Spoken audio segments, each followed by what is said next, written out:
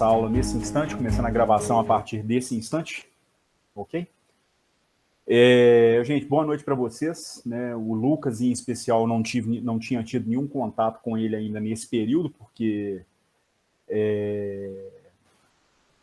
não está matriculado comigo na outra disciplina que eu estou dando, que é o Métodos B, mas o Vitor já estava lá. Ela é a mesma. Gente... Então, vamos lá. Para começar, então, a nossa disciplina de Física e Estatística, vamos, então, apresentar qual é a ementa que a gente deve seguir. A ementa básica é essa aqui. O primeiro capítulo, ele acaba sendo bastante importante, porque vocês não têm uma disciplina própria de estatística na graduação em Física aqui em São João del Rei. Na verdade, é raro.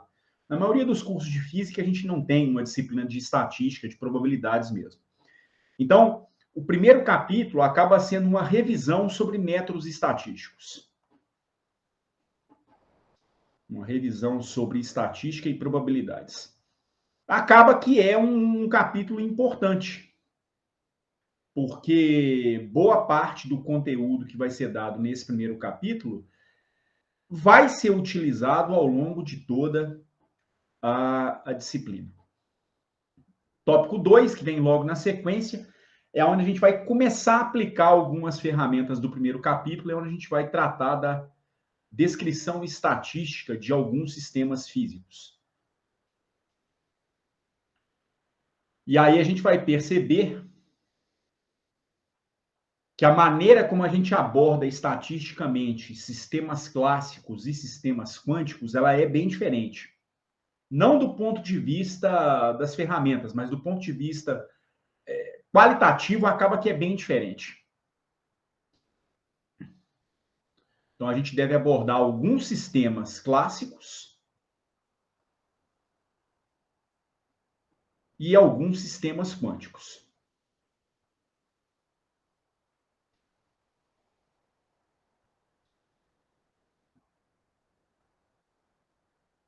O terceiro capítulo não chega a ser um capítulo essencial, mas vai depender muito da bagagem de termodinâmica que vocês têm. É um capítulo sobre uma revisão sobre princípios da termodinâmica. Na verdade, é um bocado de coisa que vocês viram no curso de termodinâmica mesmo, né? Num livro como o Kahlen, por exemplo. E acaba que é abordado aqui novamente. Na verdade, é como se fosse um condensado de uns 6 capítulos do Kahlen em um único capítulo. Não é tão aprofundado como está no Kahlen, mas dá para recordar e dá para compreender um bocado de coisa.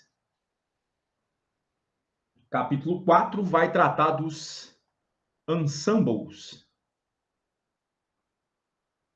da mecânica estatística. Aproveitando, deixa eu perguntar para vocês. Vocês fizeram termodinâmica recentemente ou já faz muito tempo? Eu já tenho mais ou menos uns quase 2 anos já que eu fiz termodinâmica. Você fez com o Horácio, Vitor?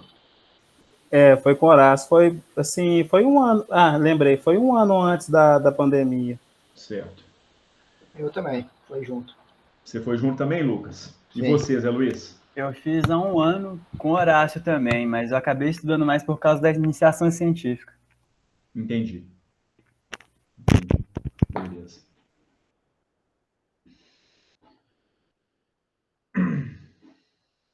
Capítulo 5 é um capítulo de aplicações das ferramentas que a gente aprende no capítulo 4, onde a gente vai estudar alguns sistemas estatísticos bem importantes. A gente faz uma revisão bem interessante sobre o gás ideal clássico, do ponto de vista da mecânica estatística, e outros gases ideais, mas aí é onde a gente já leva em conta o aspecto quântico da partícula. Então, a gente tem o gás ideal de Bose e o gás ideal de Fermi.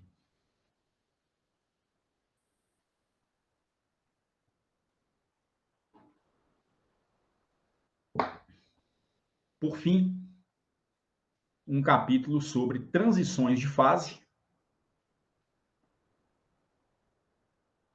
sobre o enfoque da mecânica estatística.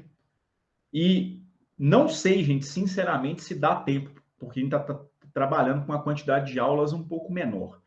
Mas, se for possível, espera-se que a gente consiga contemplar alguma coisa sobre o modelo de Ising, que é um modelo dos mais tradicionais para o estudo de cadeias magnéticas. É um curso que, vamos dizer assim, a roupa desse curso lembra muito coisas de termodinâmica, que a gente vai lidar com ferramentas de termodinâmica o tempo todo. E aí fica parecendo que física e estatística é alguma coisa que você usa em termodinâmica. Não, não é exatamente isso. Física e estatística é um conjunto de ferramentas, né, de natureza física, matemática, que você usa para poder descrever, do ponto de vista qualitativo e quantitativo, aspectos de sistemas onde você tem muitos objetos interagindo entre si. Como, por exemplo, as partículas numa amostra magnética ou os átomos, as moléculas num gás. Mas você pode e usa a mecânica estatística numa série de outras coisas em física. Como, por exemplo, propagação de informação. Você espalha uma notícia e essa notícia se propaga por várias pessoas. Você consegue usar física e estatística para descrever um problema como esse. Hoje em dia, usa-se muita coisa de física e estatística para você descrever problemas no mercado econômico, por exemplo, né? Enfim, são muitos os sistemas físicos onde a gente acaba que emprega ferramentas de mecânica estatística, mas o foco na graduação costuma ser em sistemas de natureza termodinâmica, tá certo? Mas vai muito além disso, podem ter certeza.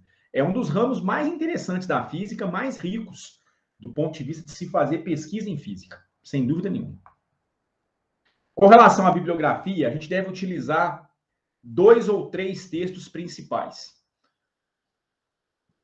Um deles é o livro do Salinas. Eu acho até que encontra-se o PDF desse livro relativamente fácil na rede, que é um professor lá da USP, que é o Introdução à Física e Estatística.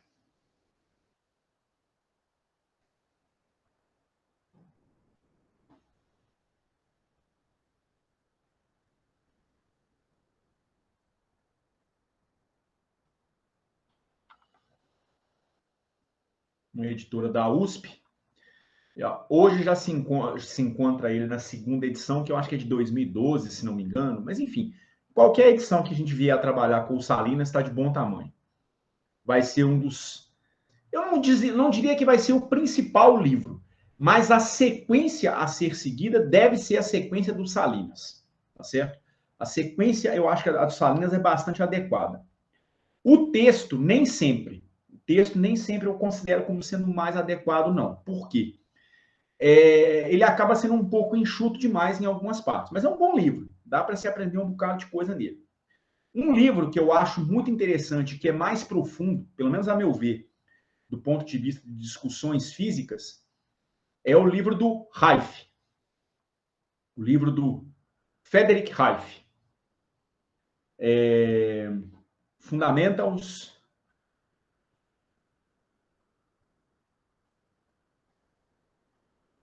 of Statistical and Thermal Physics.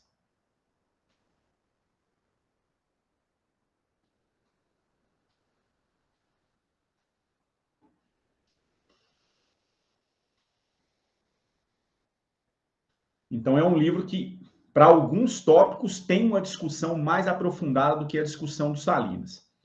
Porém, eu vejo um problema no Reif, por isso eu não vou adotá-lo como sendo o livro principal da disciplina, que ele mistura muito alguns assuntos em alguns capítulos. Então, tem alguns capítulos em que você não sabe se você está estudando termodinâmica ou se você está estudando física e estatística. Ele embola os assuntos. Nesse sentido, a separação do Salinas acaba que é melhor, acaba que eu julgo ser mais adequada. Mas é um bom livro. Acho que em termos de compreensão de algumas coisas, ele acaba sendo melhor do que o Salinas. Mas a distribuição de temas do Salinas acaba que ela é. A distribuição de assunto, a sequência acaba que é mais organizada no Salinas.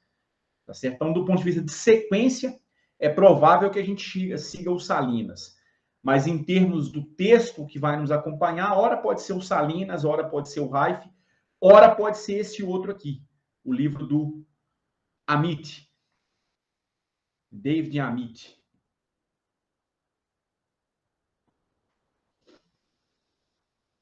Do Verban. Statistical Physics.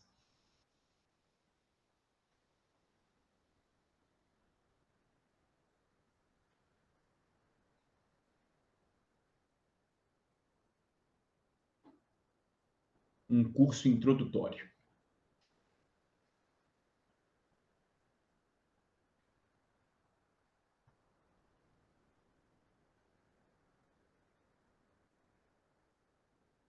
E tem um que eu comprei recentemente, de 2 autores portugueses, que eu gostei muito também.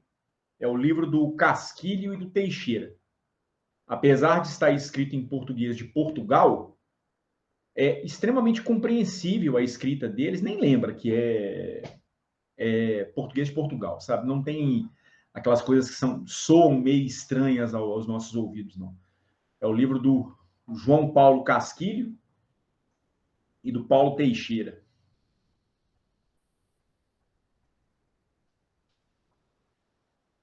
Introdução à Física e Estatística. Que eu achei um livro muito legal também. Muito legal mesmo.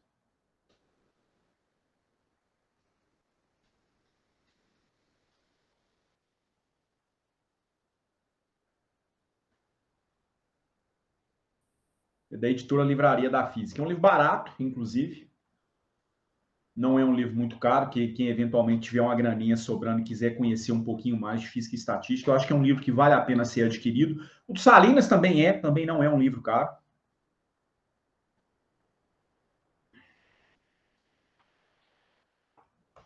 E uma outra coisa que eu devo explorar com vocês em alguns momentos são simulações computacionais.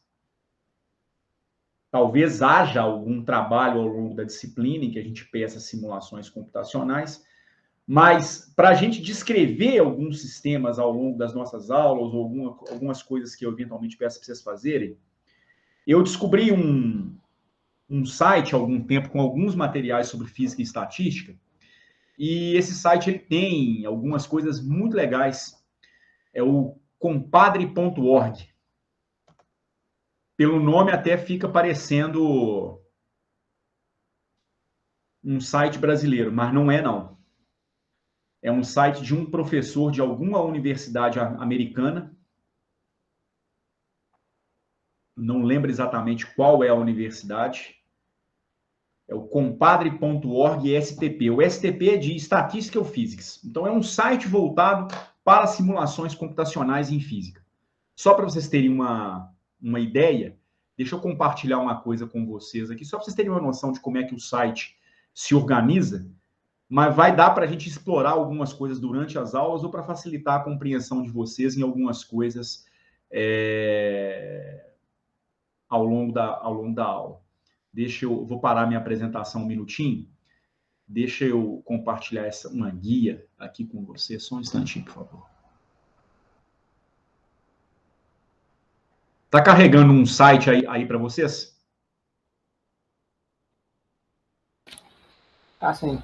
Carregou? Beleza. Então, aqui não está vamos ver a página inicial, né? Ele tem aqui algumas discussões de um livro que eu não conheço, tá certo? Que é esse livro aqui, ó, Texto, Simulação e Outras Fontes para Statistical and Thermal Physics, que é um livro que é comercializado, mas eu não tenho esse livro, não, sabe? Eu não conheço esse livro, do Good e do Tobochnik. E aí você tem aqui os vários capítulos do livro, alguns capítulos desses são bastante interessantes para a gente, né? Então, olha só, conceitos termodinâmicos e processos, do comportamento microscópico para o macroscópico, conceito de probabilidade. Então, veja que esses capítulos são intimamente relacionados com o que a gente vai ver. Aí vem uma parte de sistemas magnéticos, ele vai dar uma ênfase maior em sistemas magnéticos, sistemas de muitas partículas. Então, a lógica acaba sendo um pouco diferente da lógica que a gente deve seguir. Mas, por exemplo, clique aqui em capítulo 1, por exemplo. Ele tem aqui simulações computacionais que você pode fazer um download. Então, aqui, por exemplo, um ponto de vista para partições em três equilíbrios, em um equilíbrio de 3 partições. Um recipiente aonde você faz 3 partições, coloca um conjunto de moléculas nesses 3 recipientes, e aí você vê como é que esse conjunto de moléculas vai caminhar para o equilíbrio, né? Um fluido bidimensional, aqui o equilíbrio já para 2 partições, um fluido do tipo Lennard-Jones, medida de temperatura para um gás ideal, enfim, isso apenas no capítulo 1. Não tem, se eu não estou enganado, o código do programa. O código, se não me engano, ele não tem. Eu não sei se o livro traz o código. Seria uma coisa legal da gente aprender um pouquinho ao longo da nossa disciplina, sabe? Mas eu confesso que eu não sei se os códigos desses programinhas são encontrados nesse livro. Seria legal se estivesse. Vamos vir aqui em Ensemble, ver se ele tem alguma coisa. Na verdade, aqui são artigos que ele tem. Acho que é uma coisa legal da gente fazer também. Enfim, a gente vai explorar um bocadinho esse site, tá certo? Ao longo da nossa disciplina. Mesmo que a gente não venha a fazer os códigos, eu acho que ter esse aspecto visual em alguns momentos, eu acho que vai ser interessante para a gente. Tá joia? Uma coisa que a gente deve ver em alguns dias, por exemplo, o modelo do caminho aleatório, o random walk, o caminho aleatório bidimensional. E aqui o modelo do random walk unidimensional. Modelo para distribuição binomial. Essas simulações aqui a gente já vai poder explorar nas nossas próximas aulas, tá certo? Que são assuntos que a gente deve tratar nas nossas próximas aulas. Mas aí, no devido momento, eu faço o download e aí eu mostro para vocês como é que a gente vai usar essas simulações, tá certo? Mas esse site pode ser muito útil em alguns momentos para a gente. Só um instantinho, por favor. Vamos então retomar.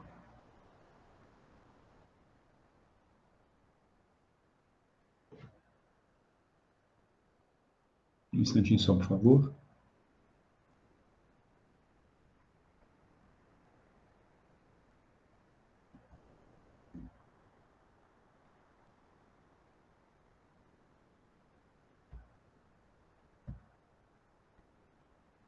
Beleza.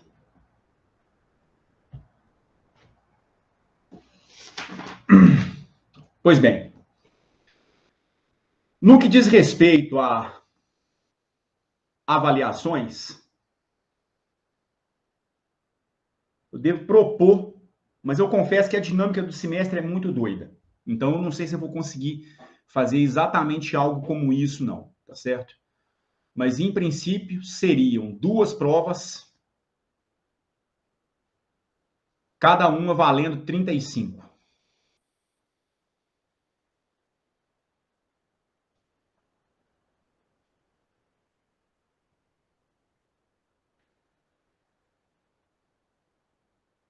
Listas de exercício.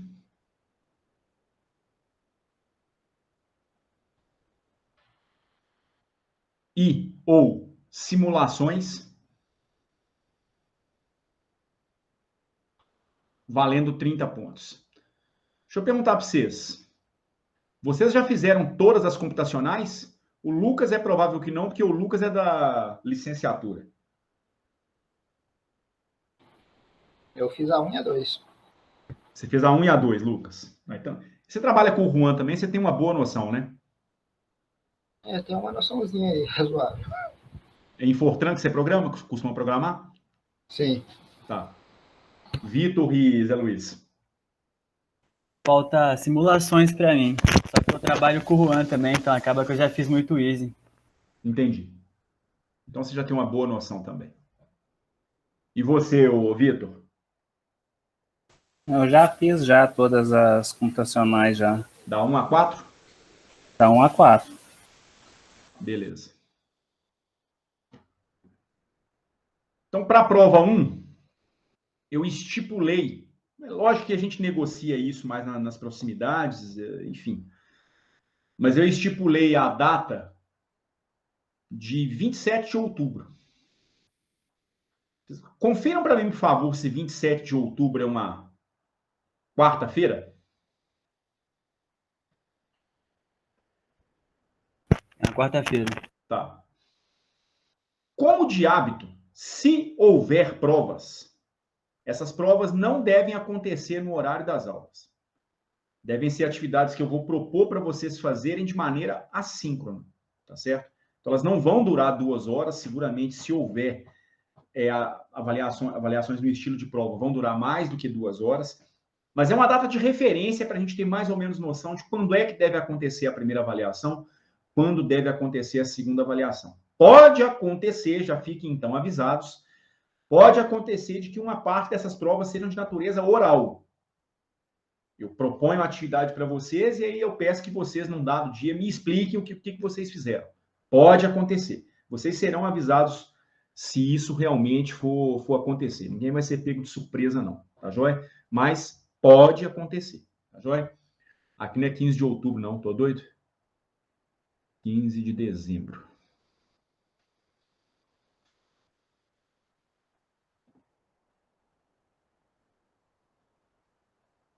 Ok?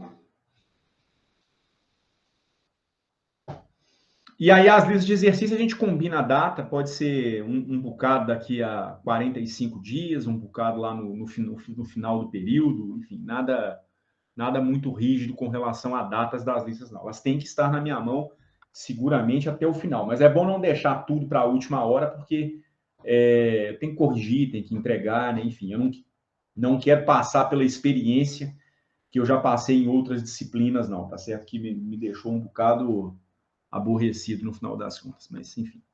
Vamos lá. Eu vou então dar início ao nosso conteúdo.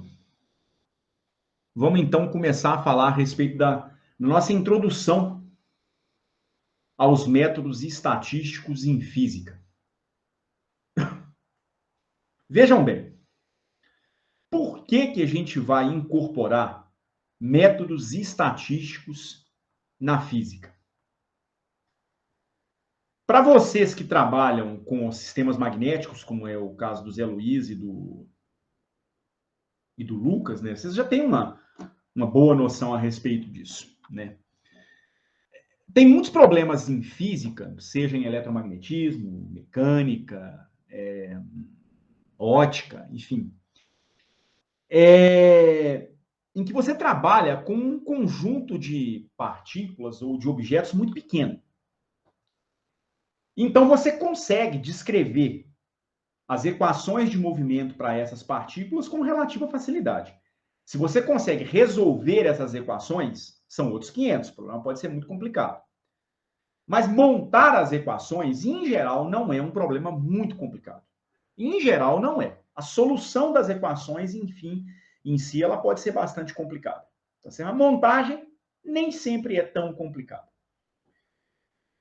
Isso já não é verdade quando você tem um conjunto muito grande de objetos interagentes. Numa cadeia magnética, por exemplo, cada átomo que contribui para o magnetismo de um determinado material é um objeto para o qual você deveria escrever a equação de Schrödinger uma vez. Se você tem uma amostra com 100 mil átomos, vamos dizer assim, o que nem é muita coisa, você teria, então, a equação de Schrödinger escrita 100 mil vezes, uma para cada átomo. E aí você vai ter algum tipo de potencial que estabelece a interação entre a primeira partícula e a segunda, a primeira e a terceira, a primeira e a quarta, a primeira e a quinta, a primeira e a sexta, e depois a milésima, a décima, milésima, e assim por diante. Então, você tem um problema que, pelo número de partículas que você possui, ele é obviamente inviável de ser resolvido na mão, do ponto de vista analítico. Não vai conseguir resolver um problema como esse manualmente. Só que, muitas vezes, você não vai precisar da descrição individual do movimento de cada partícula ou do magnetismo de cada partícula para você entender o comportamento do material, o comportamento do conjunto de partículas como um todo. Vamos pegar, por exemplo, um gás ideal, que a gente aprende um pouquinho sobre ele lá em Física 2, depois também em Termodinâmica. Imagina que você tem uma amostra de 1 mol de um gás ideal. 1 mol são 6,02 vezes 10 a 23 partículas. Então, seriam 6,02 vezes 10 a 23 equações. Você coloca essas partículas no interior de um recipiente e deixa o pau quebrar lá dentro. E, no fundo, do ponto de vista macroscópico, você não está muito interessado no efeito que cada átomo provoca em cima do recipiente que você tem. O que você está interessado é no comportamento do coletivo. Então, quando você olha para aquele gás ideal, para aquela amostra magnética, para aquele sistema de muitas partículas que você tem, você está muito mais interessado em analisar um comportamento médio do que analisar o movimento de cada objeto individual, o que, aliás, não faria sentido nenhum. E é aí que você introduz grandezas na termodinâmica que fazem essa tradução do mundo microscópico para o mundo macroscópico. Então, o que vem a ser a temperatura? A temperatura é uma grandeza física que traduz a agitação térmica do mundo microscópico para o mundo macroscópico. O que é a pressão? É uma outra ferramenta que traduz para a gente, na média, o conjunto de impactos que as partículas têm no interior de um recipiente, do mundo microscópico para o mundo macroscópico. É isso que é a termodinâmica, então. O que a termodinâmica faz é, por meio de um determinado conjunto de variáveis físicas, como pressão, temperatura, potencial químico, entropia, energia interna, você traduz o que acontece no mundo microscópico para o mundo macroscópico. É essa a função da termodinâmica.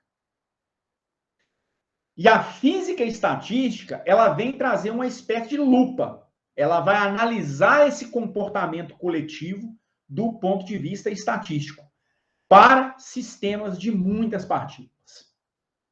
Então, isso é que, de certa maneira, descreve para a gente, ou explica para a gente, por que a gente tem a necessidade de introduzir métodos estatísticos na física, em disciplinas de natureza teórica, não experimental. Basicamente, é para você tentar fazer uma descrição, né, de sistemas formados por muitos objetos, os chamados sistemas de muitas partículas, para o mundo macroscópico. Basicamente, é isso que se faz. Antes de pensar em fazer uma aplicação de coisas da mecânica estatística em sistemas físicos, a gente precisa rever um pouquinho algumas ferramentas, né, da estatística e da teoria de probabilidades. Então, a gente vai começar fazendo uma revisão sobre a teoria de probabilidades. Claro que a primeira coisa que a gente precisa introduzir é o próprio conceito de probabilidade.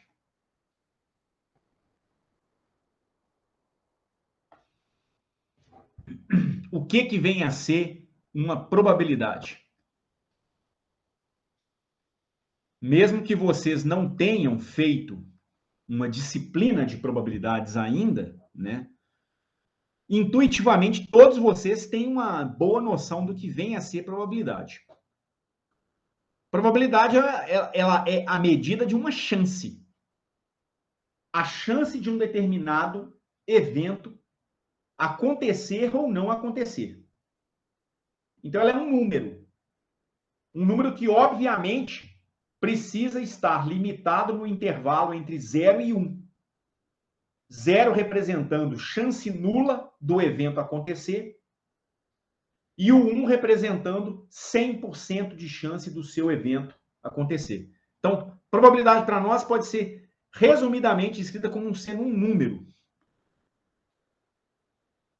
Então, ela vai ser um número que eu vou chamar de P, que é limitado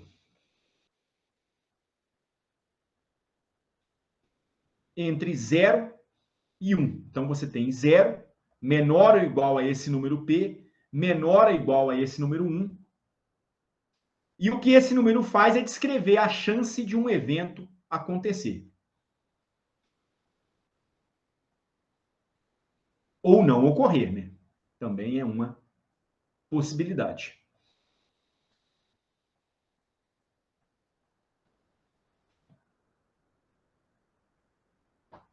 Automaticamente, se o evento pode acontecer com uma certa probabilidade P, eu posso, então, definir aquilo que eu chamo de evento complementar.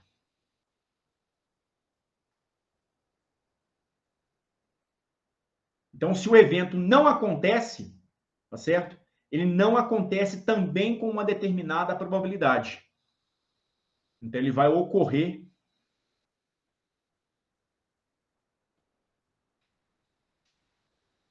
com uma certa probabilidade que eu vou chamar de Q. E esse Q, ele vale 1 menos P. Se o P é a chance do evento tal que eu estou estudando acontecer, 1 menos P é a chance desse evento não ocorrer. De tal maneira que a soma de Q mais P, ela tem que ser igual a 1. Ou seja, 100%. Então, digamos que você tem um exemplo dos mais mocorongos, que seria a obtenção da face 4 no lançamento de um dado.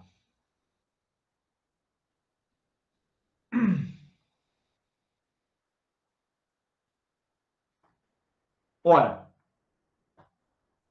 todo mundo sabe, né, que um dado possui 6 faces. E vamos imaginar que esse nosso dado é um dado honesto.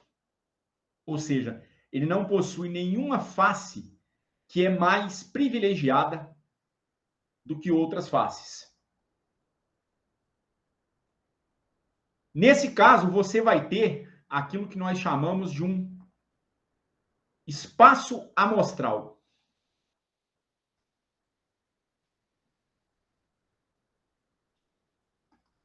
O que é o chamado espaço amostral? Espaço amostral nada mais é do que um conjunto. É um conjunto que, vamos dizer assim, armazena todos os eventos possíveis.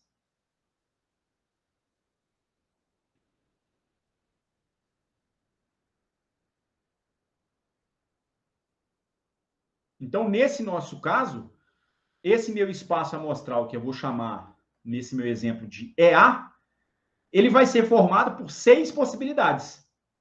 Você pode ter a ocorrência da face 1, pode ter a ocorrência da face 2, pode ter a ocorrência da face 3, da face 4, da face 5 e da face 6. Uma vez que você está interessado na chance de se obter a face 4, qual vai ser então a probabilidade que você tenha a sua face 4 acontecendo? Você precisa contar no seu espaço amostral quantas vezes esse evento acontece. Num total de 6 possibilidades, o evento que você deseja acontece uma vez. É essa a probabilidade? Não. Isso é o número de vezes em que você pode obter a face 4 em um lançamento. Quantas possibilidades você tem? 6. Uma vez que você tem 6 manifestações possíveis de face para o dado. Então, obviamente, nesse caso, a sua probabilidade ela vai dar 1/6. Digamos agora que você vai fazer um lançamento de 2 moedas. Eu vou pensar com moedas agora unicamente por uma razão. A moeda tem apenas 2 manifestações.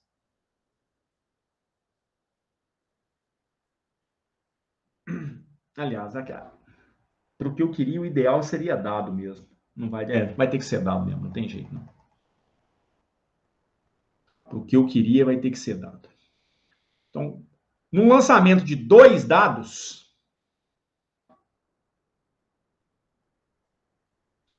qual será a probabilidade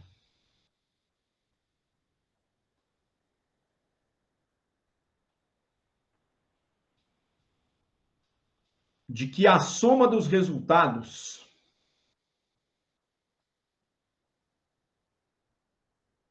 dê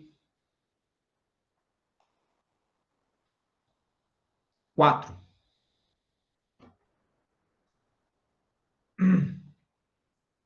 Ora, de novo, você precisaria construir, pelo menos enquanto você é iniciante, o seu espaço amostral. O nosso espaço amostral agora, cada elemento dele vai ter 2 valores. Um respectivo ao primeiro lançamento, outro respectivo ao segundo lançamento. Então, digamos que eu tenha um para a primeira face e um para a segunda. Um para o primeiro dado e 2 para o segundo. Um para o primeiro, 3 para o segundo. 1 e 4. 1 e 5. 1 e 6. Tem mais? Tem mais um bocado. Mas eu não vou escrever tudo, não. Eu posso ter 2 para o primeiro, 1 para o segundo. 2 para o primeiro, 2 para o segundo. 2 e 3. 2 e 4. 2 e 5. 2 e 6. Posso ter 3 e 1. 3 e 2. E assim por diante. Até chegar no final, na última combinação possível, que é 6 para a primeira face, 6 para a segunda. Então, qual é a probabilidade de que a face 1, o valor da face 1 somado com o valor da face 2, seja igual a 4? Novamente, você tem que recorrer ao espaço amostral e contar quantas vezes isso pode acontecer. Então, nesse caso, 1 mais 1 daria 2, não serve. 1 mais 2 dá 3, não serve. 1 mais 3 dá 4, esse aqui serve. 1 mais 4 dá 5, não serve. 2 com 2 dá 4, serve. 3 mais 1 dá 4. A partir de agora, todas as somas elas serão fatalmente maiores do que 4. Então, vai dar 5, 6, 7, 8, 9, 10, enfim. Nenhum valor vai ser mais igual a 4. Então, seguramente, a manifestação do evento que eu descrevi tem 3 possibilidades diferentes de acontecer. Porque o que eu quero é que a soma dê 4. Não importa qual seja a combinação das faces e mais, a ordem em que elas vão ocorrer. Então, são 3 manifestações. Num total de 36 possíveis, porque o espaço amostral ele vai ter 36 elementos. Eu posso fazer uma simplificação de 3 por 36. Isso aqui vai me dar 12 avos. Certo? Esses dois exemplos, eles são muito simples, né? São até ingênuos, mas eles ilustram exatamente o tipo de problema com o qual a gente vai trabalhar. A gente vai trabalhar com problemas que envolvem contagens. Só que a gente não vai trabalhar com contagens de um número pequeno de elementos no espaço amostral. Ao invés da gente ter 36 elementos no espaço amostral, talvez a gente vai ter 50 mil, 100 mil, 200 mil, 1 milhão, 10 a 23. E é claro que em cenários como esse, é absolutamente impraticável você querer fazer a contagem do evento que você deseja manualmente. Quanto mais construir o espaço amostral. Você não vai ter vida para poder fazer isso. Certo? Mas o espírito, a filosofia é a mesma. Tá certo? São os mesmos, melhor dizendo. Inclusive, muitos dos eventos com os quais a gente vai lidar em mecânica e estatística, eles vão guardar muitas semelhanças com o que acontece em eventos bobos como esses aqui, como lançamentos de dados e lançamentos de moedas. Tá certo?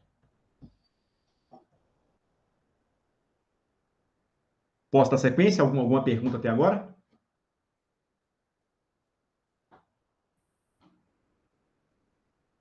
Tudo certo por enquanto, Edson. Tudo Beleza? certo. Então vamos tornar essa coisa um pouco mais genérica, que vai ser o nosso espírito em muitos momentos. Vamos imaginar que eu tenho um total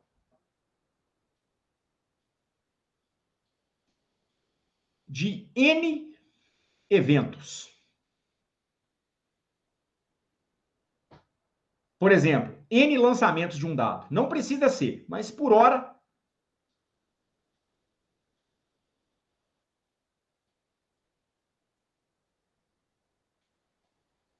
Isso pode servir para contextualizar. Como é que eu faria para descrever a probabilidade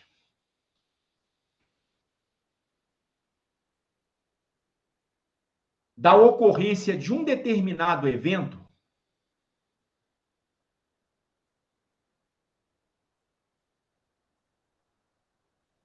que aqui eu vou chamar genericamente de N1 vezes. Eu vou chamar essa probabilidade pelo símbolo ômega. Um ômega de N em N1. O que eu quero dizer com isso, então?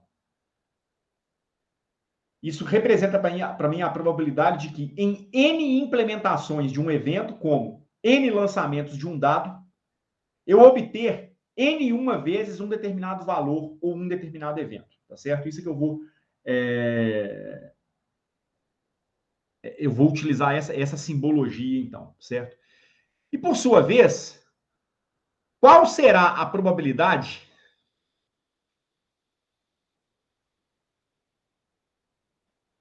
de não ocorrência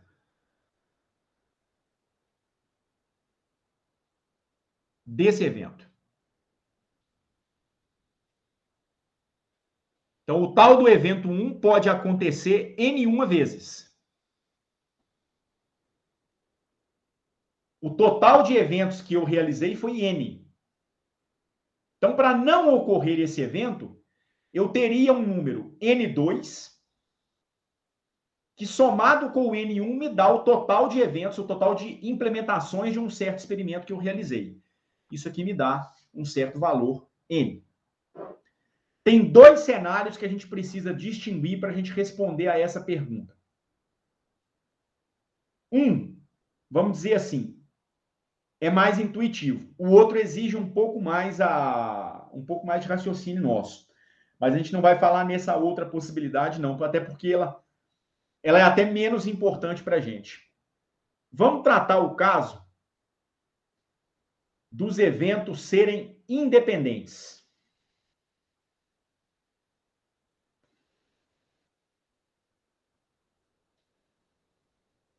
Ou seja, a realização de um evento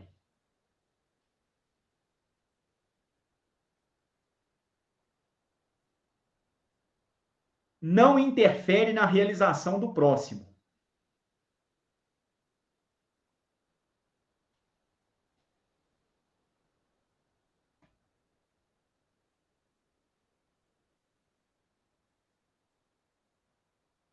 Exemplo, para contextualizar essa situação.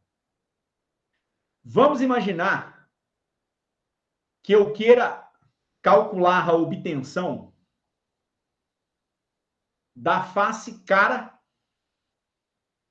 de uma moeda lançada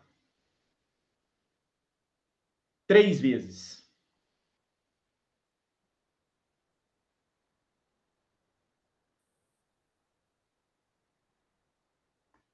Então, eu quero obter a face cara de uma moeda que foi lançada 3 vezes em 2 ocasiões.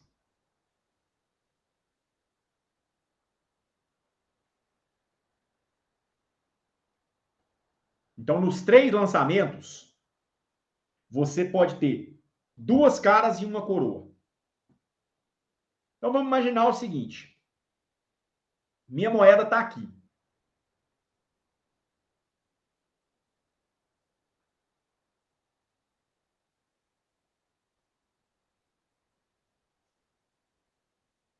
Certo? Minha moeda está aqui. Eu vou fazer o seguinte. Isso aqui vai representar para mim a face numérica da moeda, certo? E isso aqui vai representar a cara da moeda. Isso aqui para mim vai representar o que eu tenho.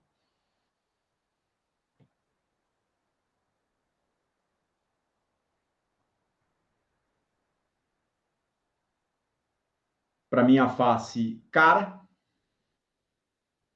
E o que eu tenho para minha face coroa. Ou o contrário, sei lá, eu tenho a menor ideia do que é isso, não. Acho que o coroa, cara, na verdade, é o valor de face da moeda, né? Então, isso aqui seria a cara e isso aqui seria a coroa. Vejam só. A gente vai lançar a moeda 3 vezes. Qual é o espaço amostral que eu vou construir? Cada elemento do espaço amostral vai ter que ter 3 resultados. Um correspondente a cada lançamento. Então, a gente vai ter, por exemplo, a obtenção de 3 caras. A gente pode ter também a obtenção de 2 caras. Então, eu tenho cara, cara, coroa, cara, coroa, cara de novo, coroa, cara, cara. O que vem agora já nem me interessa mais. Porque agora eu posso ter 3, eu posso ter 2 coroas. Então, eu posso ter uma coroa aqui e uma cara aqui. Posso ter uma coroa no primeiro, uma cara no segundo e uma coroa no terceiro. Posso ter coroa, coroa. E posso ter o último, que é a ocorrência de 3 coroas.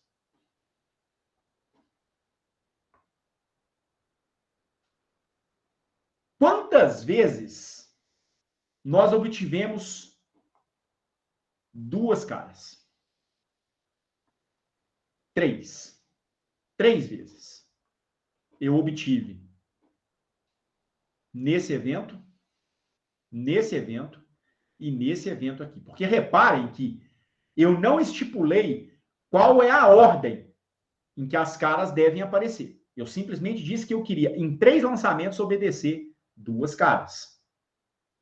Obter 2 caras. Então, a probabilidade de que eu tenha 2 caras em 3 lançamentos, ela é de 3/8.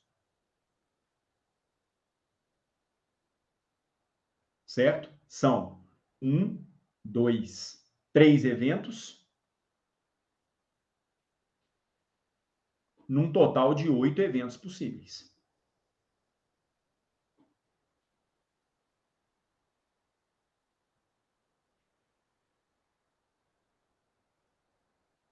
Ok? Esses eventos, eles são, vamos dizer assim, distinguíveis um do outro, né? Eu tenho 2 na primeira, 2 na segunda, 2 na terceira, tem 3 manifestações em 8. Ok? Então, seria 3 oitavos. Agora, eu vou perguntar uma coisa para vocês. A obtenção de uma face cara num lançamento depende do que aconteceu no lançamento anterior. Você pega a moeda, lança ela para o alto. Aí você lança essa moeda para o alto, e aí cai, por exemplo, cara, mas pode cair coroa também. Tanto faz. No próximo lançamento, você vai repetir a operação. O resultado que você obteve depende do resultado anterior?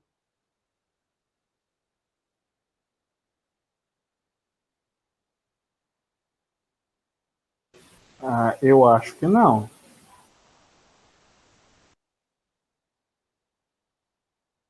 Alguém acha que depende?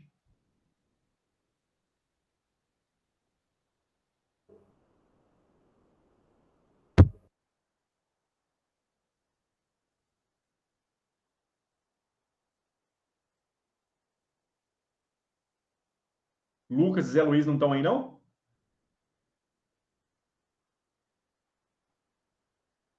Opa, Oi?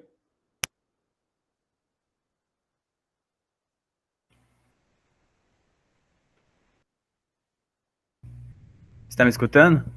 Quem está falando? Zé Luiz? É o Zé Luiz, é. Sim. Eu acho que os lançamentos são independentes. São totalmente independentes. Para dados, para moedas, para uma molécula no interior de um fluido, por exemplo.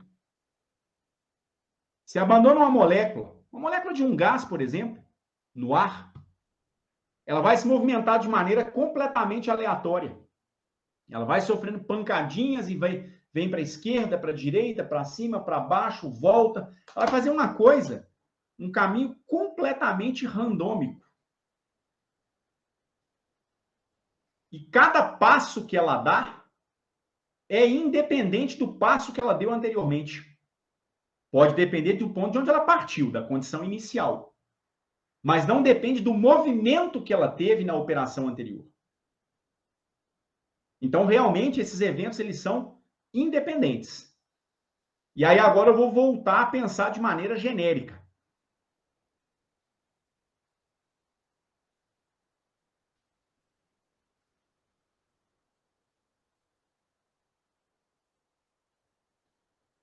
Porque para eventos que são independentes,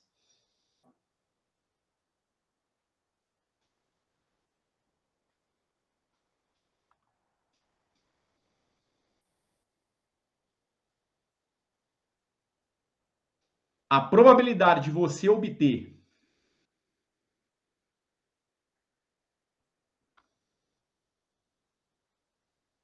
o tal evento que eu chamei genericamente de 1,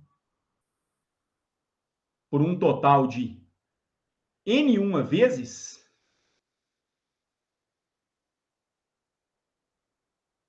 ela vai ser dada pela seguinte relação. Aquele W, ou ômega, de em N vezes obter N1 vezes um determinado evento, vai ser igual a quê? A probabilidade de ocorrência do evento em uma repetição, que eu vou chamar de P, multiplicada por P, multiplicada por P, multiplicada por P, multiplicada por P,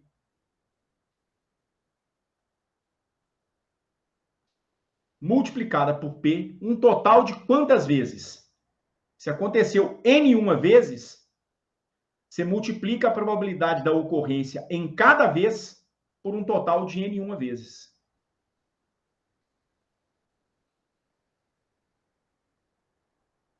Então, a probabilidade de obter o evento 1, ela seria igual a P elevado a N1.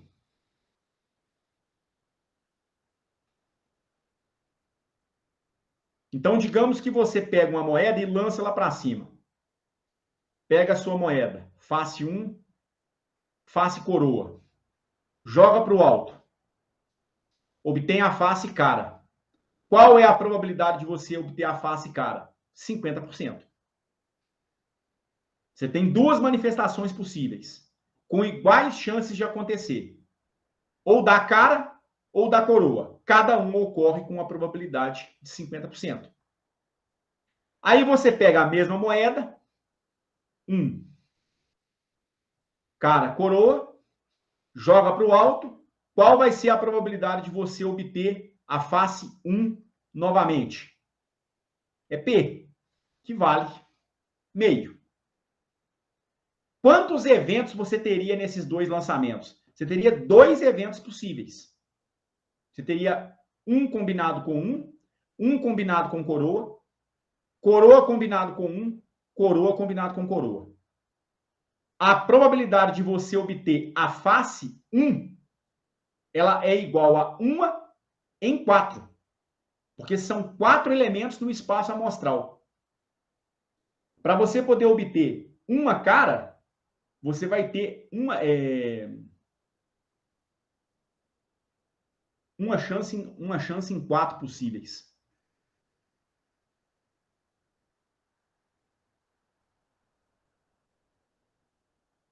Então seria, né, no caso, P elevado ao quadrado, meio elevado ao quadrado, que vai dar 1/4.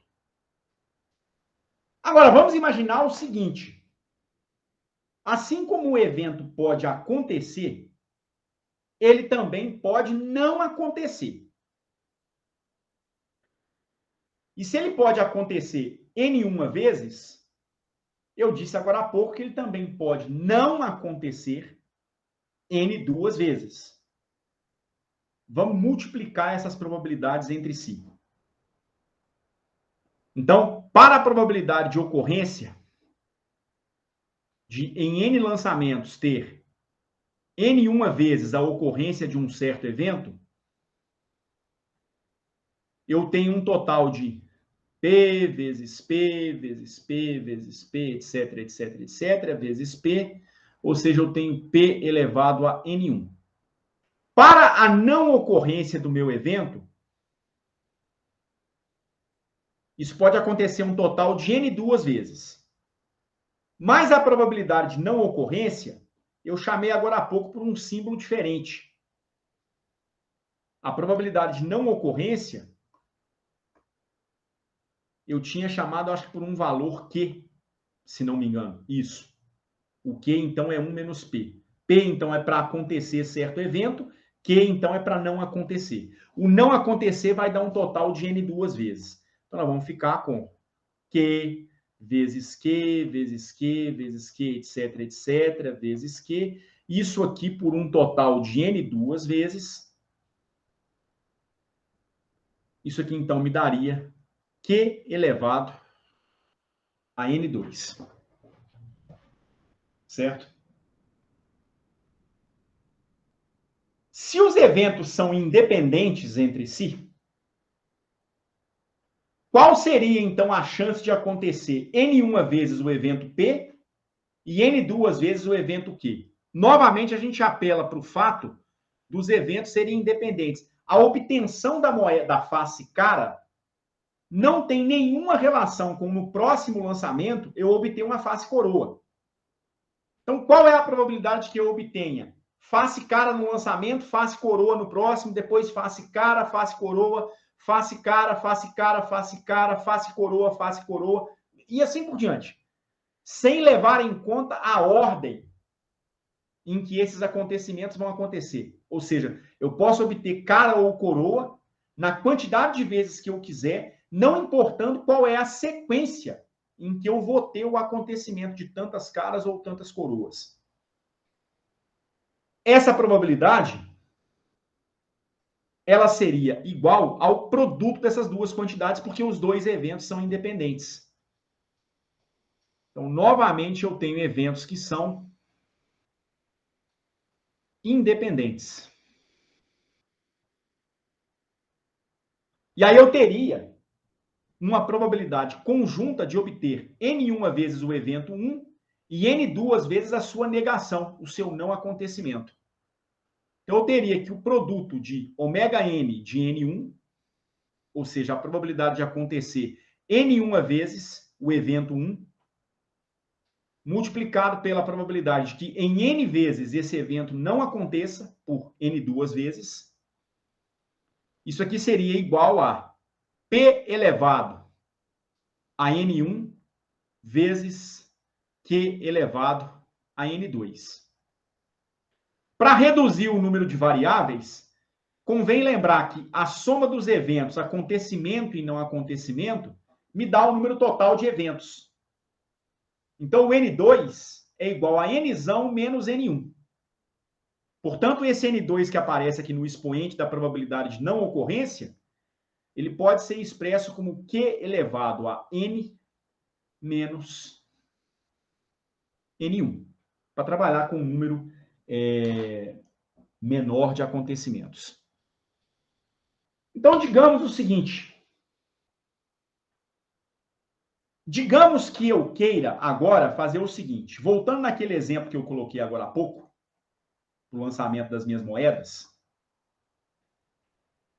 qual vai ser a probabilidade de que eu tenha face coroa nos dois primeiros lançamentos? Você vem aqui no seu espaço amostral e você vê que para obter coroa nos dois primeiros lançamentos, isso aqui só pode acontecer uma vez em 8. Porque aí eu já mudei a configuração do problema. Aqui eu tinha falado 2 coroas em 3 lançamentos, certo? Mas sem especificar a ordem em que esses eventos vão acontecer. Eu não especifiquei a ordem. Por isso, então, apareceram 3 manifestações. Eu estou fazendo uma pergunta diferente agora. A pergunta que eu estou fazendo agora seria a seguinte. Qual a probabilidade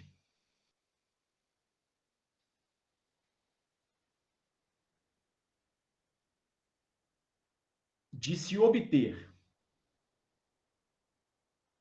2 coroas nos 2 primeiros lançamentos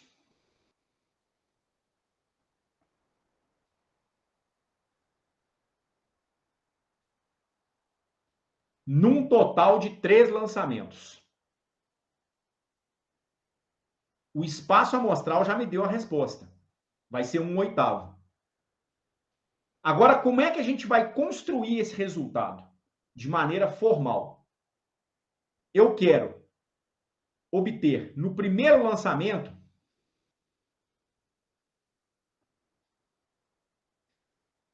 uma face cara. Coroa, aliás. No segundo lançamento, eu quero obter novamente a face cara. Coroa, perdão. E no terceiro lançamento, aí só vai poder ser a face cara da moeda. Reparem, o resultado de um lançamento não interfere no que vai acontecer no próximo. Então, esses eventos, eles são independentes. Então, o meu evento, que eu estou chamando de 1, é o evento obtenção da face cara. Caralho, obtenção da face coroa.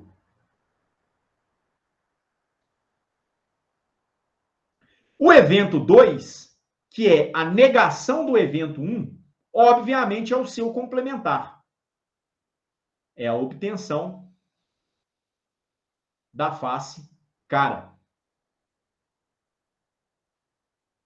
Qual vai ser, então, a probabilidade de que eu tenha a combinação coroa, coroa, cara?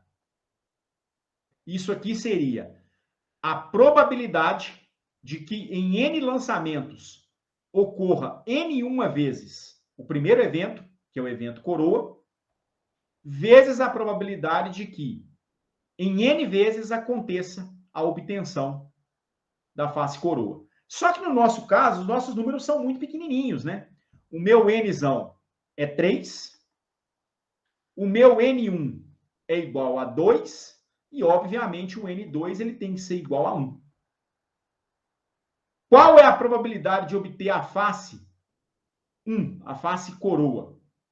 Ela é dada por meio no primeiro resultado, vezes meio no segundo resultado, vezes meio no terceiro resultado. Isso dá 1/8.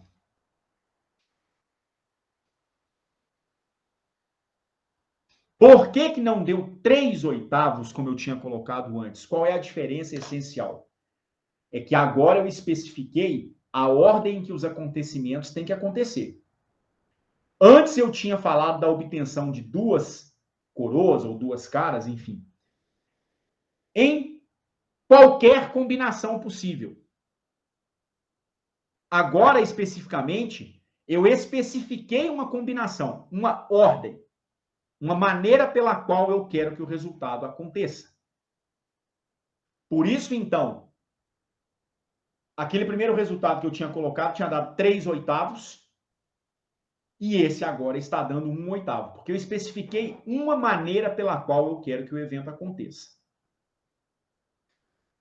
Isso significa o seguinte: quando você não está dando muita bola para a ordem na qual os acontecimentos vão acontecer, e aí qualquer ordem que os acontecimentos se processam, vamos dizer assim, te dá o mesmo resultado, né? Você tem que pensar numa forma de como contar quantas vezes esse negócio pode acontecer.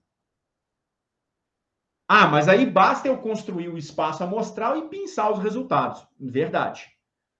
O que é factível se o seu espaço amostral é pequeno. Se o seu espaço amostral tem uns 1000 elementos, talvez dá para fazer isso na mão. Vai ser um saco. Mas talvez dá. Mas se ele tiver 10 milhões de ocorrências?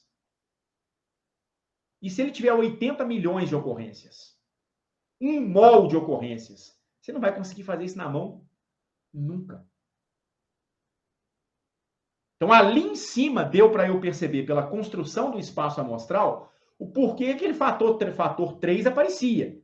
Mas simplesmente porque a minha estatística é pobre. É uma estatística muito pobre nesse problema, porque era um espaço amostral com apenas 8 elementos. Eu fui lá e contei 3. Então, a gente precisa pensar numa forma de aprender a contabilizar as situações em que o número de elementos vai ser muito grande. Isso realmente é que vai ser relevante para mim. Tá certo? Aprender a fazer a contagem nas situações em que eu tenha um grande número de elementos, que são as situações reais que realmente vão nos interessar no âmbito da física estatística. Perceberam a diferença das duas construções? Aquela que deu 3/8 e essa que deu 1/8?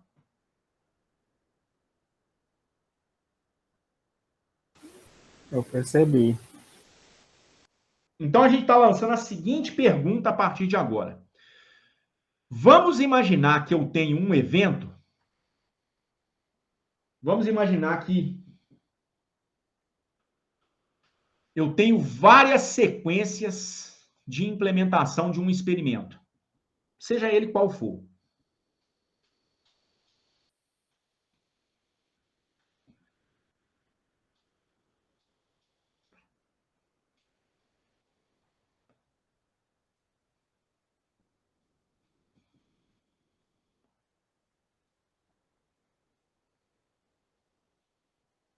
E esse evento ele é descrito por meio de eventos que são independentes.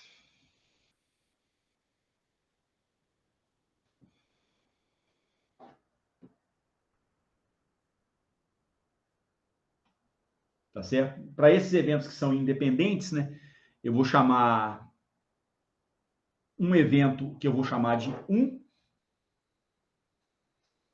e o seu evento complementar que eu vou chamar de 2. O que vem a ser o complementar? É a negação. No caso de um dado, por exemplo, imagina que você chama de evento 1 a obtenção da face 3.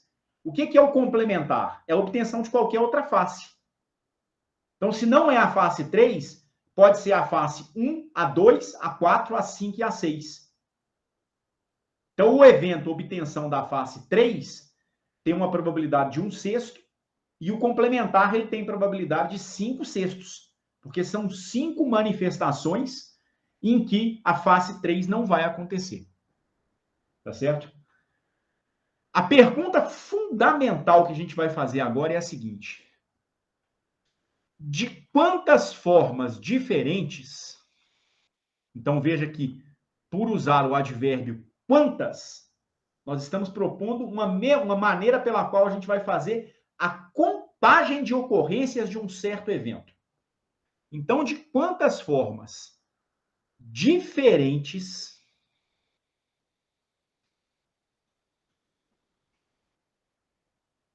um certo evento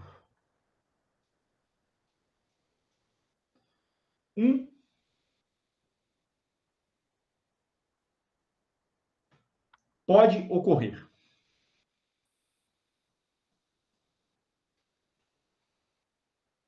Para um número pequeno de implementações, beleza, é fácil contar. E se o número for grande, como é que a gente recorre, como é que a gente faz essa contagem? No nosso caso, reparem o seguinte: a obtenção de 2 caras, por exemplo, aqui pode acontecer de 3 vezes. São 3 eventos distintos. Por quê? A ordem em que você obteve as caras não é igual. Foi 2 caras no primeiro lançamento, 2 caras no primeiro e terceiro lançamento, 2 caras no segundo e terceiro lançamentos. Então, é um mesmo evento, obtenção de 2 caras. Mas a ordem não é a mesma. Mas o resultado global é o mesmo. Você obteve 2 caras. Então, a ordem não alterou o resultado final. Você obteve 2 caras. Como é que você faz essa contagem para um número arbitrário de vezes? Você recorre a uma ferramenta lá da análise combinatória, que é o chamado princípio fundamental da contagem. Talvez vocês tenham visto alguma coisa sobre isso lá no ensino médio. Se a ordem dos eventos não dá resultado diferente, então se a ordem de ocorrências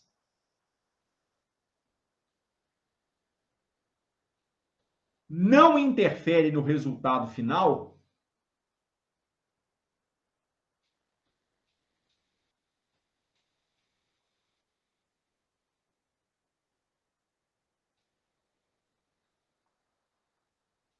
o número de ocorrências, ou o número de possibilidades, acho que fica mais bonitinho, para a ocorrência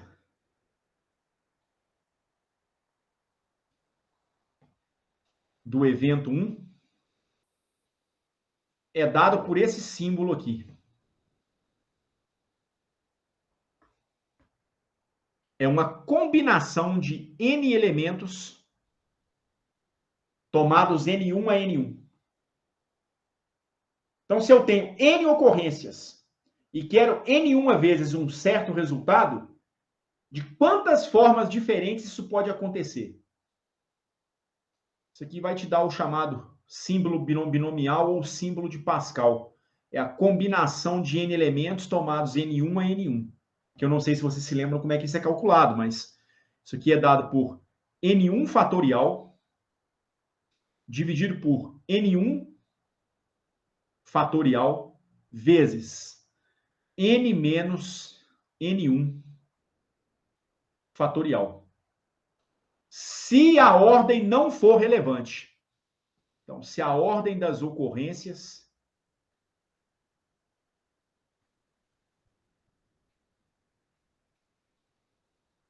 não for relevante para o resultado final. E aí, agora, sabendo como é que você faz a contagem de quantas vezes o evento acontece e conhecendo a probabilidade individual de ocorrência e não ocorrência do evento, eu tenho agora a condição de calcular a probabilidade de ter o meu evento N1 vezes. Então, qual será a probabilidade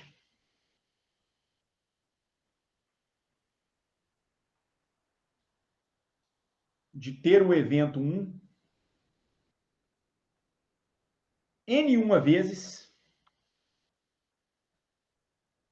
em N implementações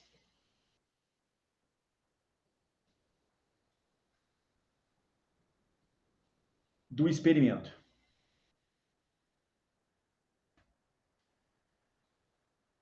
Essa probabilidade de obter N1 vezes determinado resultado é dado pela combinação de N elementos tomado N1, N1, ou seja, é a contagem de quantas vezes o evento pode acontecer, vezes a probabilidade de que em N1 vezes o meu evento aconteça, num total de N implementações, vezes a probabilidade de que em N vezes, em N2 vezes, esse evento não aconteça.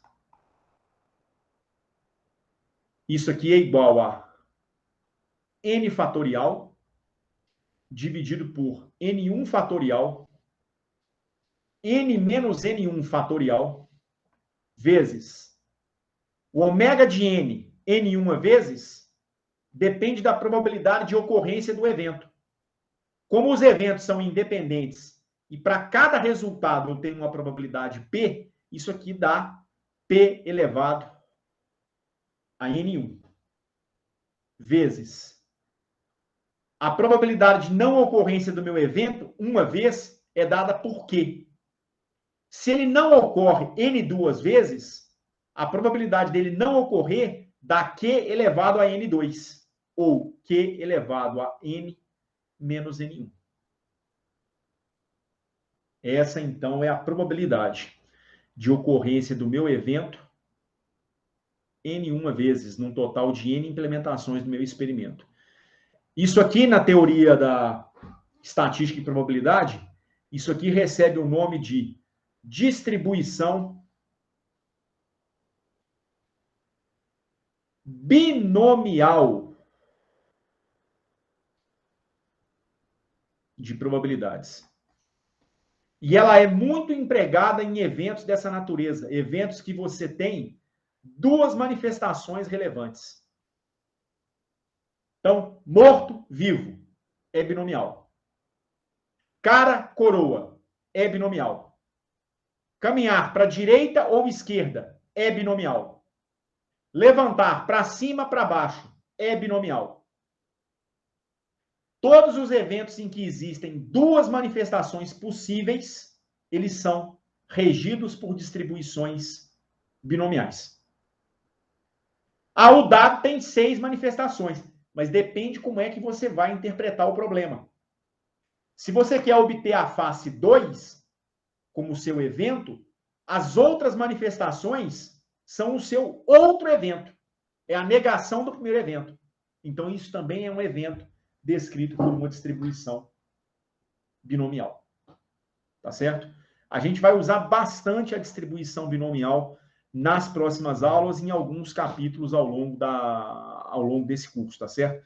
Depois, a gente vai verificar o que acontece com a distribuição binomial no cenário em que o número de implementações do experimento é muito grande. Esse N muito grande, eu nem estou querendo dizer que o N tem que ser 10 a 40, não, 10 a 23, da ordem do número de Avogadro, não. A gente vai ver que para um número bem menor de vezes, a distribuição binomial vai apresentar o comportamento de uma distribuição gaussiana. Mas isso aí é um assunto que a gente deve ver muito provavelmente ao longo da próxima semana. Tá certo? Vejam só. Será que essa distribuição é normalizada?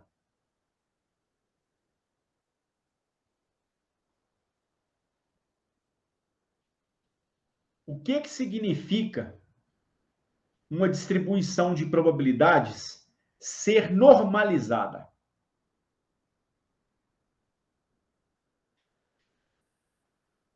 Em física quântica, desde a estrutura da matéria, depois na quântica 1, na quântica 2 menos, mas em estrutura da matéria em quântica 1, vocês já viram ou vão ver uma exigência que você precisa fazer a respeito da função de onda que descreve uma partícula quântica, para que ela seja capaz de descrever uma probabilidade.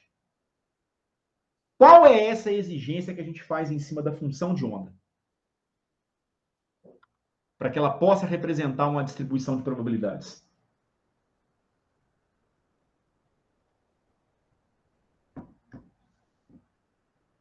Que ela seja quadrada integrável, ela seja normalizada, seja finita. Exatamente. Ou seja, a soma de todas as suas probabilidades tem que dar quanto?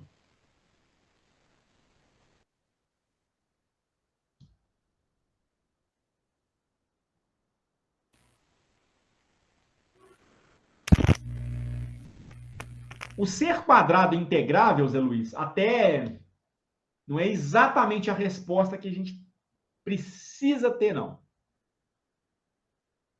Isso é uma exigência que a gente faz em cima da função de onda. Ou seja, a gente tem que exigir que a integral do módulo quadrático dela seja finita. Tem que ser, ela não pode divergir para ela ser interpretada com uma probabilidade. Só que aí, no final, você precisa ajustar uma constante que a gente chama de constante de normalização. Para que a integral da função de onda em todo do módulo quadrático da função de onda em todo o espaço dê 1. Porque isso equivaleria a somar todas as probabilidades de localização de uma partícula. No nosso caso, a ideia é exatamente a mesma. Se você está afirmando que a sua distribuição de probabilidade é normalizada, você precisa verificar que o somatório nessa variável N1, que é a variável da qual a probabilidade depende, indo de 0 até Nzão, que é o valor máximo que ela pode assumir, tem que verificar se a soma de todas as probabilidades para todos os possíveis valores de N1 tem que dar 1. Será isso verdade? Para essa distribuição? Então, a probabilidade da ocorrência de N1 vezes do meu evento, ela vale N fatorial sobre N1 fatorial, N menos N1 fatorial, vezes P elevado a N1 vezes Q elevado a N menos N1. Só que eu estou dizendo, ou melhor, eu estou precisando calcular o somatório com o N1 valendo todos os valores de 0, então o evento não acontece nenhuma vez, até Nzão. Acontece em todas as ocorrências do seu evento. Isso equivaleria a fazer o somatório com N1 indo de 0 a infinito, de N fatorial sobre N1 fatorial, N menos N1 fatorial, P elevado a N1 vezes Q elevado a N menos N1.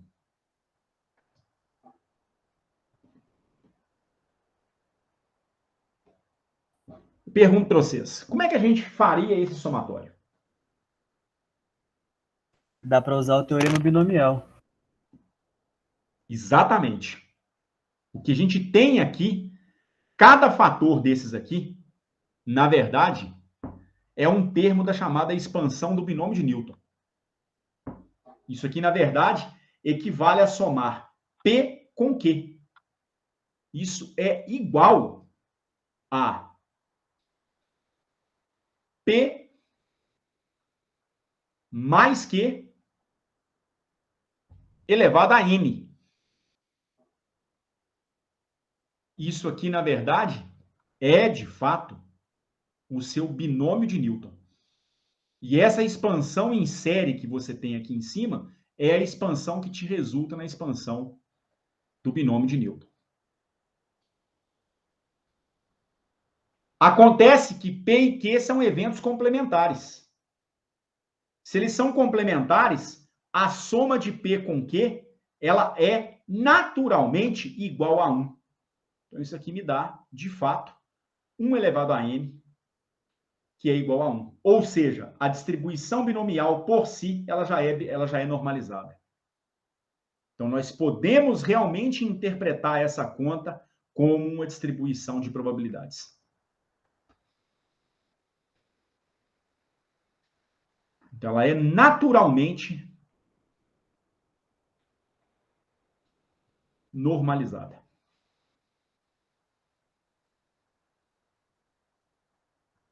Muitas distribuições de probabilidade com as quais a gente vai trabalhar, né, elas precisarão ser normalizadas. Mas esse não é o caso, não. Aqui a binomial, ela já é naturalmente normalizada. E aí o resultado é esse que o Zé Luiz mencionou mesmo, né, o teorema binomial, teorema do binômio de Newton, alguma coisa desse tipo. Vários são os exemplos onde você tem manifestações da distribuição binomial.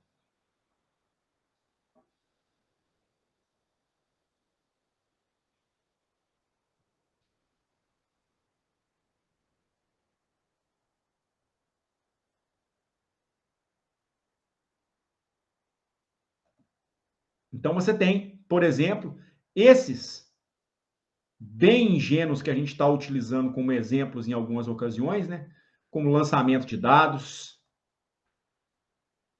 lançamento de moedas, eventos do tipo acontece, não acontece, morto, vivo, algo do tipo. Mais um que vai ser bastante interessante para a gente, que a gente vai utilizar, que é muito utilizado no estudo de processos de difusão. Você vai difundir uma substância no interior da outra, que é o chamado random walk, ou o experimento da caminhada aleatória.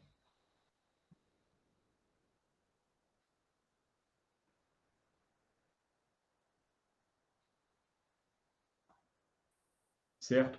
O random walk ele vai ser tema de discussão para a gente nos próximos dias, seguramente. Deixa eu perguntar para vocês.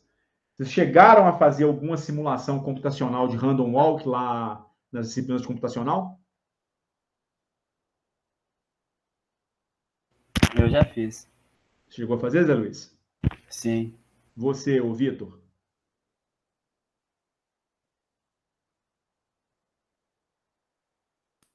Sim, também. Eu, no caso, não, Edson. Você não, ô Lucas? Nunca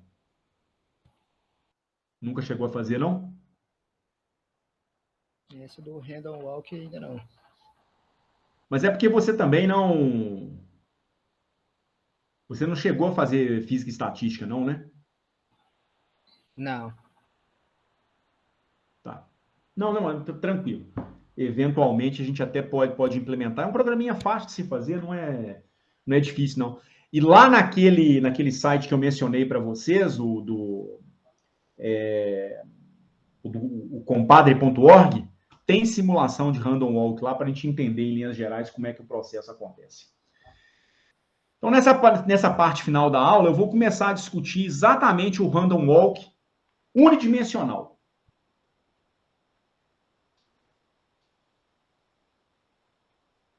Então, para a gente entender alguns elementos do random walk, vamos começar para o caso mais simples, que é o unidimensional.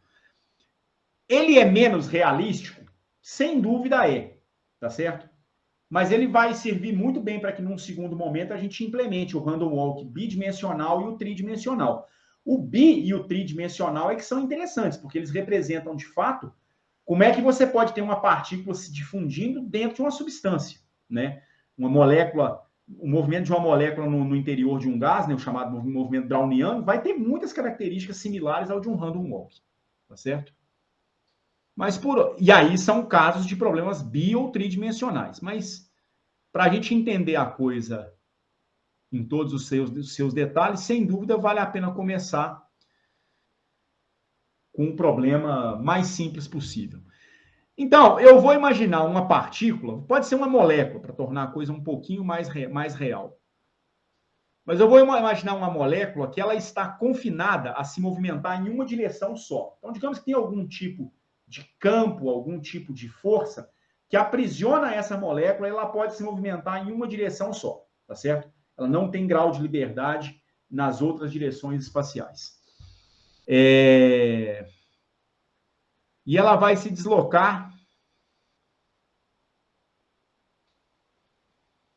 apenas em uma direção.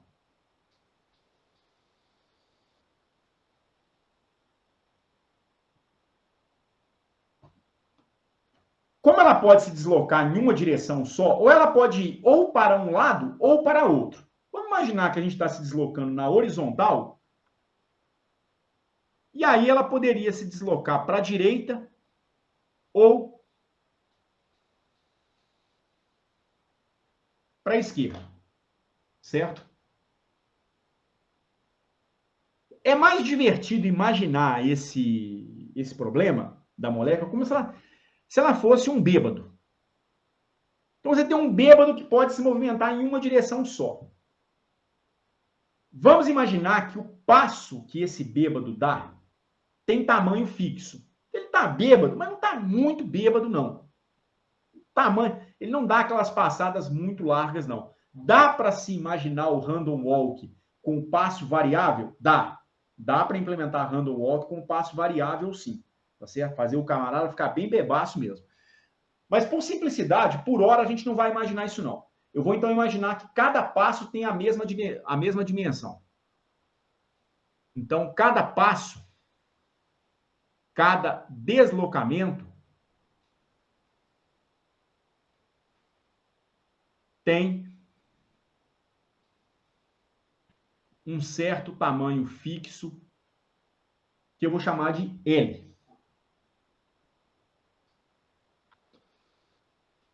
Aí eu passo para a direita,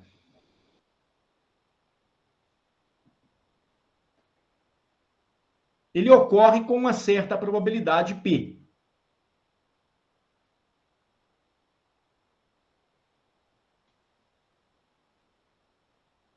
O passo para a esquerda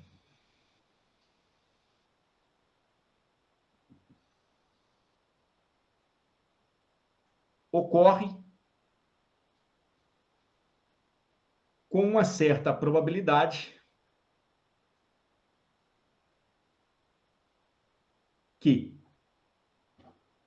Aí vamos imaginar o seguinte, vamos imaginar que ele dá um total de N1 passos para a direita. Então, eu vou ter um N1 como sendo um número de passos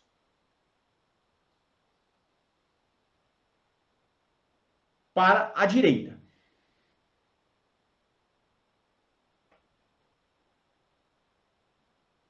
O N2 vai ser o número de passos para a esquerda.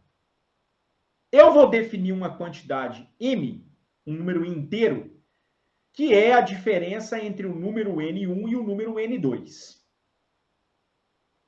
Essa quantidade ela vai ser importante para eu poder definir o deslocamento que meu objeto de fato vai sofrer. Então, eu vou chamar de X o deslocamento em relação à origem, em relação ao meu ponto de partida.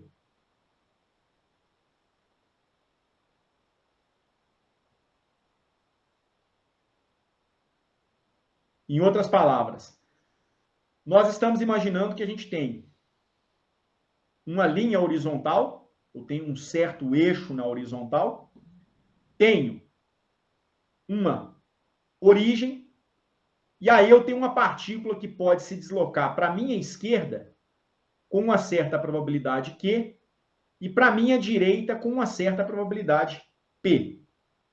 Cada passo que ela dá tem um tamanho fixo L. Então ele vem de 0 para L, depois vem para 2L, depois vem para 3L e assim por diante. Se ele andar apenas para a direita. Mas ele pode se movimentar para a esquerda também. Tá certo? Qual será o deslocamento dele em relação à origem? É o quanto ele anda para a esquerda menos o quanto ele anda para a direita. Então, o deslocamento seria igual a o número de passos para a direita vezes o tamanho do passo. N1 vezes L. Menos o número de passos para a esquerda vezes o tamanho do passo. Então, dá para definir meu deslocamento como sendo N1 menos N2 vezes L.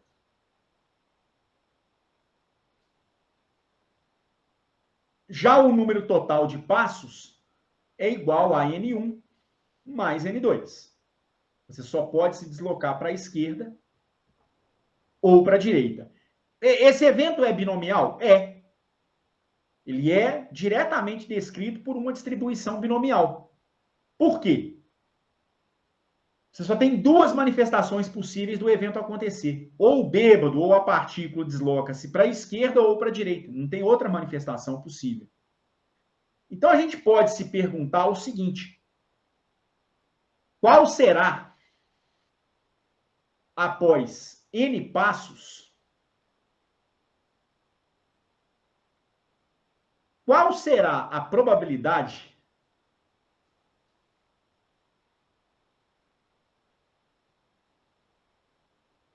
da partícula estar na posição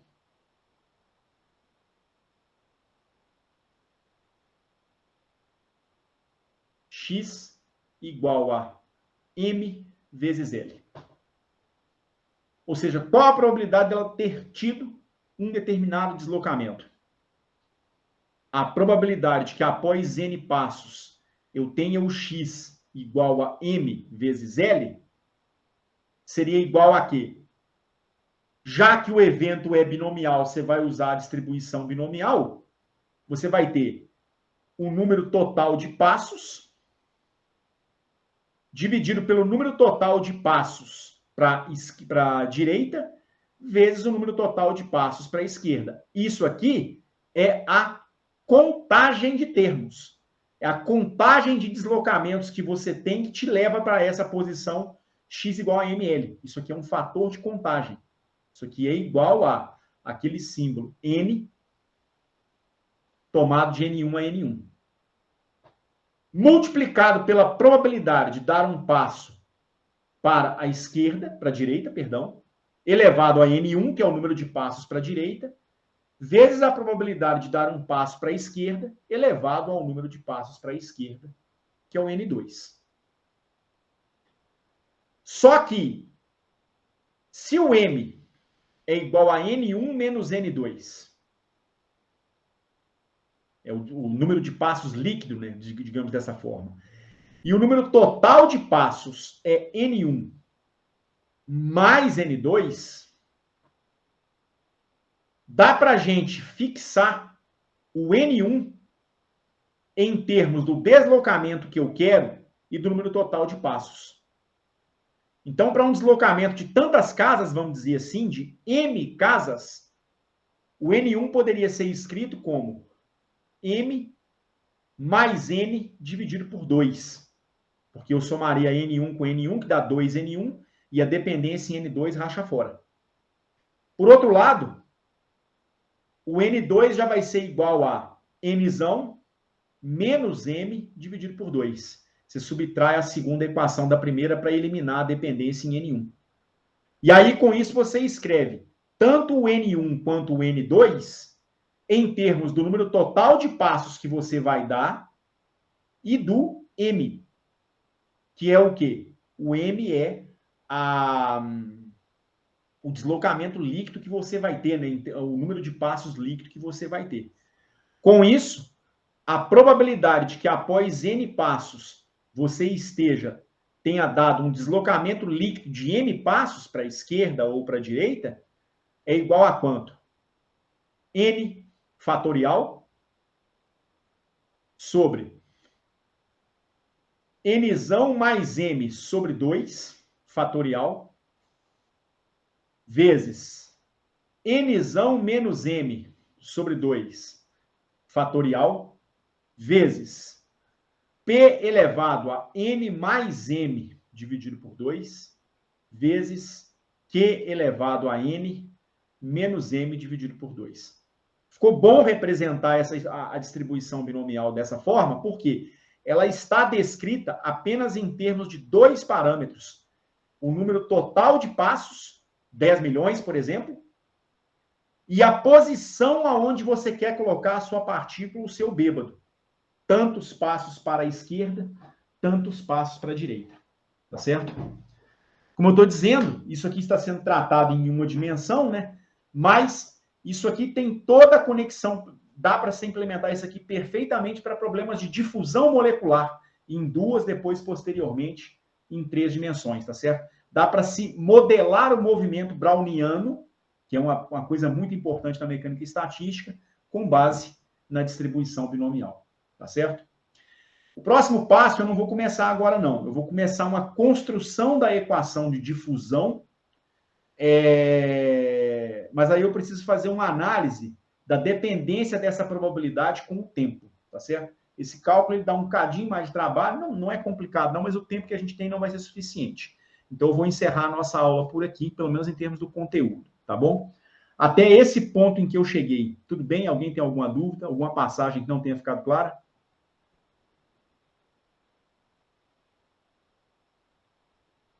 Por mim tá tudo tranquilo. Beleza? Tudo certo.